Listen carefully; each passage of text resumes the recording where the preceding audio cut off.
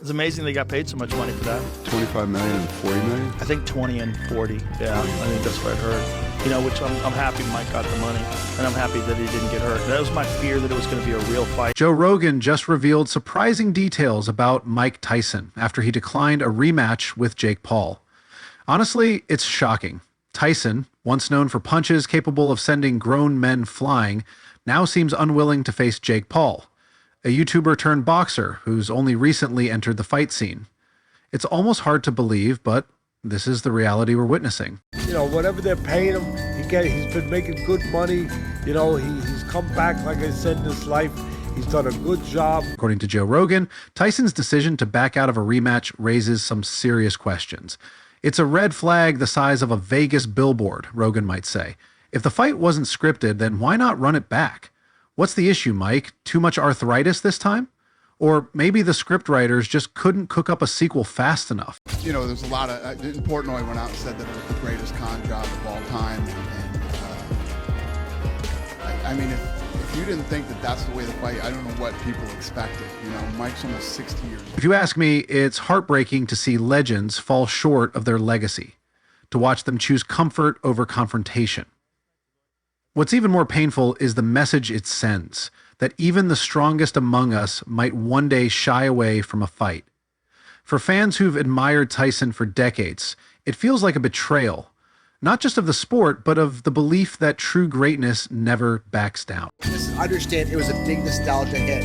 It got our attention. It was a big financial promotion for everybody, and it actually worked. Now, the fight was absolutely terrible, and it feels like Paul was holding back his punches. At times, Mike Tyson was holding back. The first fight had more red flags than a carnival. Tyson, the man renowned for his ferocity and devastating knockouts, looked uncharacteristically hesitant. His punches, the same ones that used to send opponents straight to dreamland, suddenly seemed to lack any real conviction. Watching him fight Jake Paul felt like watching a lion toy with its prey, only to decide it's going vegan. You're telling me Mike Tyson forgot how to throw a real punch? Rogan quipped, his tone heavy with sarcasm. Sure, and Jake Paul is the greatest boxer of all time. I love that dude. Me too. And he was a, larger-than-life figure in my childhood. Truly, me When I too. was a kid, when he was the champ, it was like, people don't understand what a champ he was. Like, he wasn't just the heavyweight champion of the world, he was an executioner. It wasn't just Tyson's punches that seemed off. His footwork was sluggish, almost like he was dancing on thin ice. And then there's Jake Paul. Somehow, the YouTuber managed to take Tyson's punches without even flinching. This is the same guy who struggled against retired athletes and wrestlers, yet he miraculously held his own against one of the most feared boxers in history.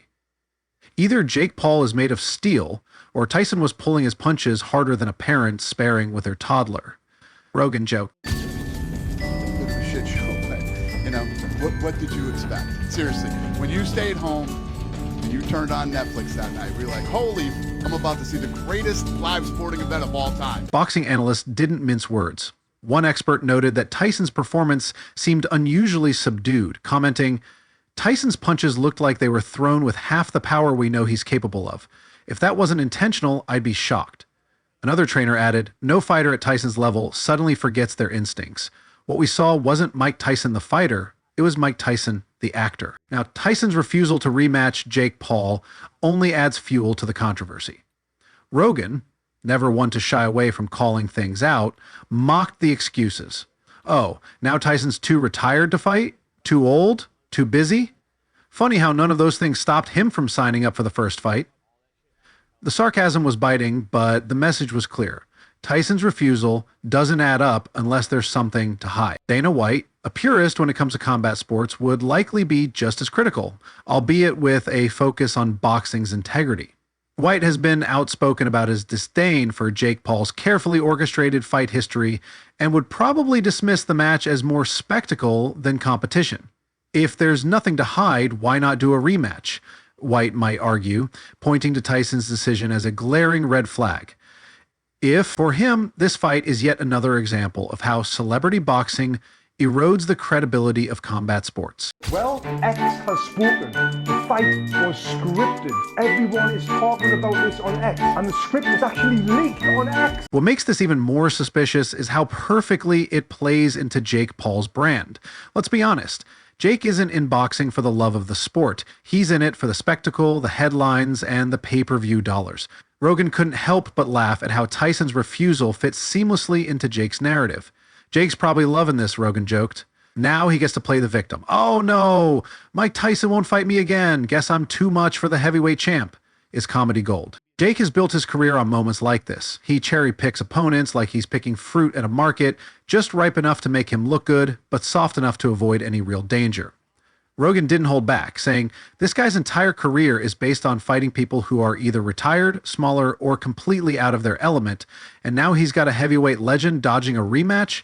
Jake couldn't have written a better script himself. This went viral. Let's see how accurate it was. Opening bell rings, Tyson is showing flashes of his old form, which actually happened. Tyson's refusal to rematch raises serious doubts about the integrity of the first fight.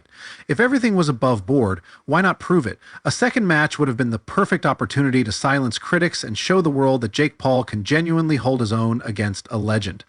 But Tyson's refusal practically screams, yeah, the first fight wasn't legit. Rogan didn't pull punches when addressing how this looks for Tyson. Imagine being Mike Tyson, one of the most feared men in boxing history, and now you're dodging a YouTuber. What's next? Refusing to arm wrestle your grandkids because it might hurt your legacy? The sarcasm was biting, but the underlying truth was hard to ignore. Tyson's legacy, once untouchable, now teeters on shaky ground. By avoiding the rematch, he's giving fans every reason to suspect the first fight was little more than a cash grab. Rogan summed it up perfectly. If Tyson wanted to protect his reputation, he'd step back in the ring and prove everyone wrong. Instead, he's hiding behind excuses that just don't hold up. Figure of my childhood. Truly, And when I was a kid, when he was the champ, it was like people don't understand what a champ he was. Like he wasn't just the heavyweight champ of the world. He was an executioner. Meanwhile, Jake Paul is undoubtedly scheming his next move. Rogan joked that Jake's probably already planning another over-the-top call-out video. Maybe he'll challenge a zookeeper next, Rogan quipped. I'm taking on the guy who feeds the lions. Let's see if he can handle me. The joke landed, but it also underscored the absurdity of Jake's approach to selecting opponents. This debacle isn't just a bad look for Tyson or Jake Paul, it's a disaster for boxing. The sport, already grappling with its own issues, doesn't need celebrity matches turning it into a sideshow. Fans tune in for skill, heart, and real competition, yet they're being served something closer to a reality TV show. Rogan didn't hold back in expressing his disdain. Now, it's looking more like sweet nonsense. Andrew Tate and Dana White, both known for their unfiltered opinions, would likely share similar sentiments. Tate would dismiss the Tyson versus Jake Paul fight as nothing more than a hollow spectacle, tarnishing boxing's legacy. To him, the idea that Mike Tyson, once an unstoppable force, couldn't overpower a YouTuber turned boxer is outright laughable. He'd likely argue the fight wasn't about skill, but about crafting a narrative for Jake Paul's brand. Tyson should have crushed him, Tate might say, adding that real fighters don't need to pull their punches for the cameras. Bro, your head is so big. It didn't hurt. Like he didn't really land anything. No, because your head is like just even the you one can just he take landed- impact like crazy. Even the one he landed, I saw it coming and I went like. The worst part? Fans aren't buying it. They see through the excuses, the dodging, and the PR spin. Tyson's refusal to rematch Jake Paul isn't just a poor decision, it's a betrayal of what boxing is supposed to stand for. Rogan didn't mince words, emphasizing that the only way to fix this mess is for Tyson to step up and prove the doubters wrong. But will that happen? Probably not.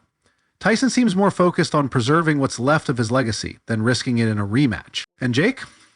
He's likely too busy planning his next stunt to worry about proving himself as a legitimate fighter. Rogan ended his rant with a sharp conclusion. If this is what boxing has come to, maybe we should just call it performance art and be done with it.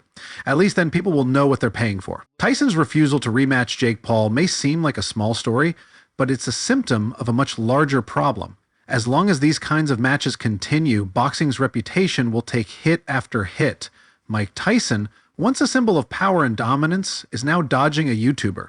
Jake Paul, the king of spectacle, is milking the drama for all it's worth. And boxing fans?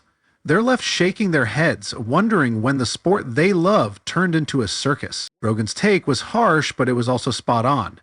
If Tyson wants to salvage his reputation, he'll need to do more than dodge a rematch. He'll need to step up, lace up, and remind the world what he's made of. Anything less, and the questions will only grow louder.